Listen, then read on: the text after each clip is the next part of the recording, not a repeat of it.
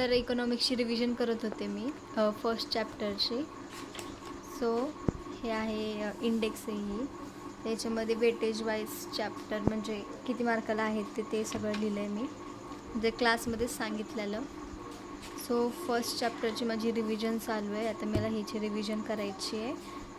Introduction आहे first चॅप्टरचं नाव. हा nature and scope of business economics, हे जे मला रिव्हिजन करायची आहे. सो हे जे चॅप्टर आहे ह्याची रिव्हिजन करायची मला. मी इम्पॉर्टंट अंडरलाईन करून घेतले त्याचं.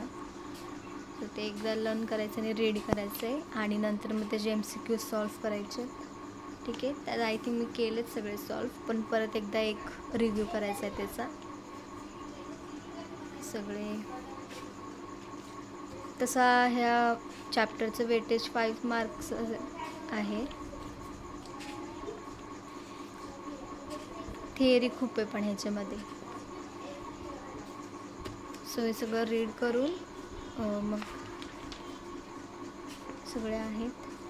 आता हे सगळे MCQs आहेत, म्हणजे रीड करून झालं की MCQ सॉल्व करण्यासाठी MCQs आहेत.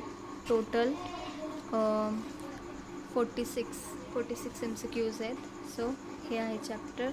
आणि नंतर मग मी त्याच्या नोट्स पण काढून ठेवल्या आहेत. त्याच्या नोट्स थोड्याशाच निघल्यात, पण सगळे इम्पॉर्टंट जे आहे ते सगळं लिहून ठेवलं आहे. तर खरं तर मला हे हायलाईट करायचं होतं, पण त्याच्यामध्ये ना इथे मागे ते हे होतं म्हणून मग हायलाईट करायचं सोडून दिलं, मी ते नाही करत.